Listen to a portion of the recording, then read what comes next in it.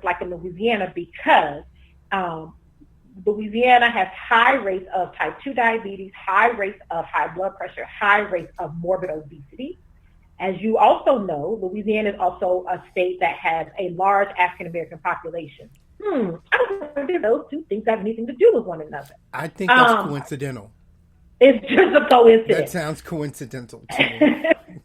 And so these doctors, these two white professionals were having a sort of decontextualized conversation. It wasn't even about health disparities and race.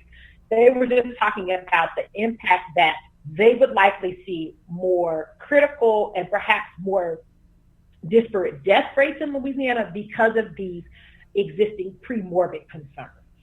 And they were explaining sort of the physiology and medicine behind why you would expect these people to be particularly impacted due to COVID and their process for recovery.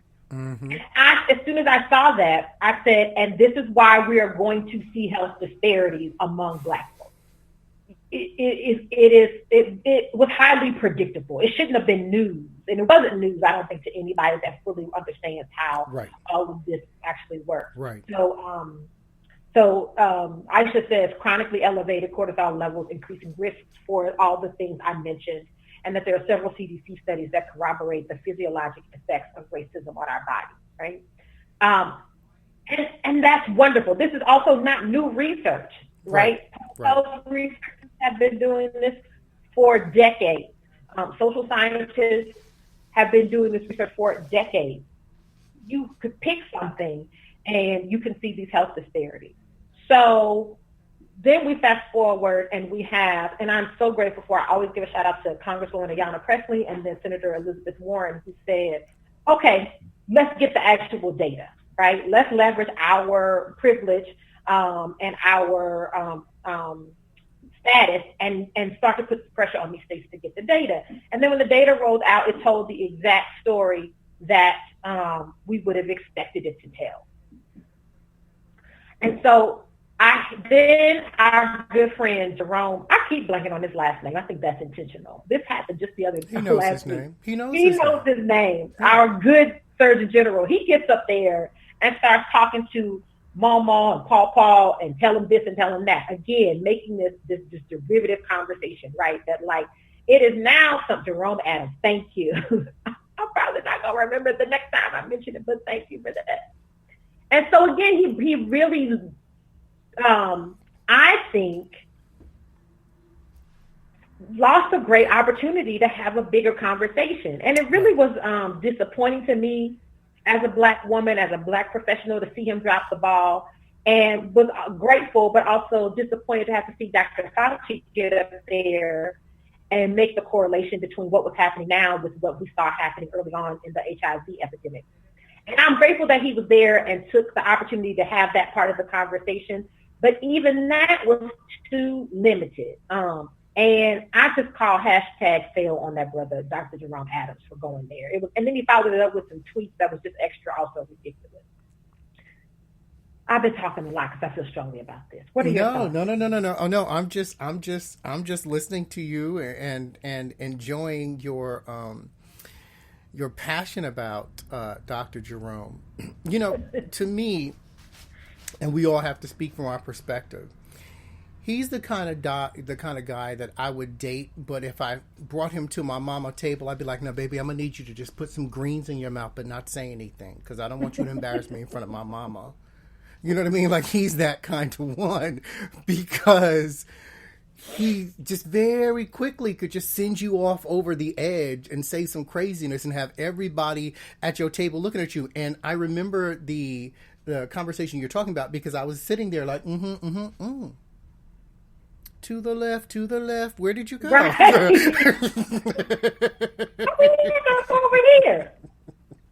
We started off, I think, headed in the right direction. So I think it's important to say this to kind of add a little bit more context to what you're saying. The assumption of equality is one of the biggest mistakes we make when talking about, well, everything, but specifically this healthcare. There are rural communities where they have hospital deserts, where people have to drive sometimes 30 minutes to an hour to get to the nearest hospital. Mm-hmm. If a person has COVID, right, at best, if a person has COVID and they're in the home and the hospital's an hour away, the likelihood that they may not be here by the time that hour passes and they get to the hospital is very real. In urbanized areas, you have people who may be illegal citizens. We have people who... Let's say undocumented. Let's not even give credibility to that sort of... Right. Illegal. Right. People can't see the air quotes. Oh, that's right. I forgot. We're in two places, so the people on IG can see us, but the other people can't. So I did air quotes over the illegal citizens. They may not go to a hospital or a doctor for fear that going there is going to get them kicked out of the country. Mm-hmm. There's so many different pockets of this, and we sit here oftentimes and have the conversation about healthcare or access to quality food, for example, as, oh, well, you can just go to the store. You can just mm-hmm. go to the hospital. You can just go to the doctor. But we aren't acknowledging that that's not a reality for some people. And we've got to start there. Yes, that is not a reality. The middle class ideology around education, job status, healthcare is so pervasive and so problematic that people don't even realize that they're actually doing it. Right. That it is a new. I mean, it's just a whole different lens to say, not everybody has access to the same thing. Right. It's just so part of our indoctrination that we don't even think about sort of those functional differences that happen. And I appreciate you for talking about kind of disparities in rural versus urban areas, and talking about folks that are documented versus undocumented, and the real threat there is to their ability to just move throughout society, let alone in a time of crisis. But I also want to talk about the idea that there are lots of urban areas that are densely populated by Black folks and brown folks that don't have access to health care, right? Like you might be 30 minutes away from quality health care, even in an urban setting. Yes. Or you've had maybe generationally, and maybe not generationally, but you've had so many negative experiences with the healthcare system as a Black person, where your symptoms have been minimized, where you have been dismissed, where you have been patronized or talked down to, where you don't feel like you've been taken seriously, or you've been victim blamed. I raise my hand to all of those things happening to me, and I am a woman with a PhD, and my money, the gross income, to be clear, allows me to fall into all of those categories, that I have good health care, and have still had this negative experience with the overall healthcare industry, where I'm telling you something is going on with me, but you're not hearing me, or you don't hear me in the same way. Mm-hmm. Right? Or my favorite is, you are able to go to the doctor, you sit down to the doctor, and the doctor says, oh, well, X, Y, and Z, here, take this pill, and you get your prescription. Hopefully they'll give you a sample pack, so you'll have a few.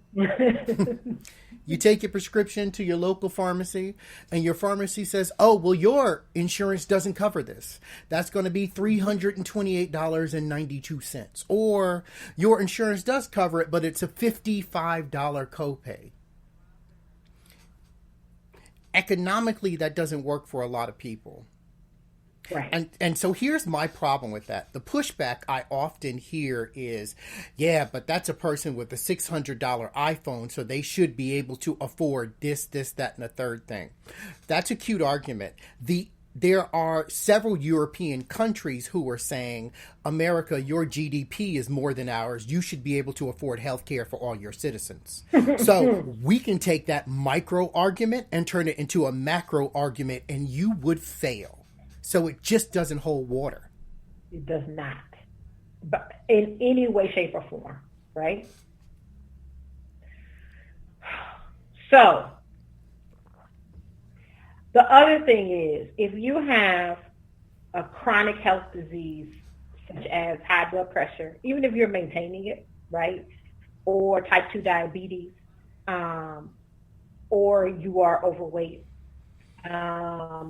or you have an existing inflammatory disease, or just inflammatory state because of excessive cortisol and excessive stress. There's this other thing that I particularly love, and I'm being totally sarcastic, is there's a whole lot of research that looks at the experiences of professional Black women and this concept called weathering. Isn't that a lovely term? Are you a weathered sister? Is that what you're saying to me right now? I'm weathered. Oh, okay. And essentially what they look at is the specific aspect of in the cellular level, and what it shows is that Black women cellularly age faster than their white counterparts. Now, I know there is some confusion because the melanin stays real dewy and crisp and popping, and we don't look like we out here in these streets aging faster. But on a physiological level, that happens, right? And on a spiritual level and an emotional level, because you just tired at the end of the day, just tired in your spirit. In your spirit, yes. Yeah. Yes. Right. And so I'm saying all of that to say, and then you add a cute, extremely intelligent and crafty virus on top of that. The house was already on fire, and now you just dump gasoline on it. And so that, to me, is one of the other real problems I'm having with this do better sort of argument that's being touted around the health disparities conversation now. It's too late to do better in the context of a raging inferno like coronavirus when the house is already on fire. Like, I can't do nothing about this type 2 diabetes that I already have. I can't do anything about this high blood pressure that I already have. Yes, you can. So what you're saying to me you can do better about it. Bullshit. You can do better about that diabetes. But here's the thing I want to offer to everyone who hears that. And this is, I believe, this has been my greatest power. And with great power comes great responsibility. And the responsibility you have is to yourself. When someone says to you, oh, you need to do better about that, pull out a pencil and a piece of paper, give it to them, and say to them, tell me how. Because what people like to do is people like to give commentary without knowing facts, without having information, and without having solutions. Oftentimes, when you ask people for a solution, they don't have it. They just have lip service. Cut past the lip service. We all have to do this, especially in these COVID streets, because everything is coming up like this person is this, and, do this, and you got to do this, and this over here is happening here. Cut through the noise. Look for solutions. Right. If there isn't a viable solution coming out of that person's mouth, there's only a complaint about what you're doing and what you need to be doing. That's called noise. You don't need to listen to that. And I really encourage that for everyone. Stop listening to the noise. Look at credible sources. Now, listen, in these COVID streets, we know everybody and their auntie is a credible source. It's so much running around out there. I told you, I'm a COVID coach. So I have appointed myself a COVID coach and an expert in this, a non-viral expert in COVID-19. So, yeah. without any degree in epidemiology, virology. Not necessary. You don't need to know that. Not necessary. I don't need to know anything about what a virus really even is. I don't need to know. Is it dead? Is it alive? It knows what it's doing. I'm just here to coach you. COVID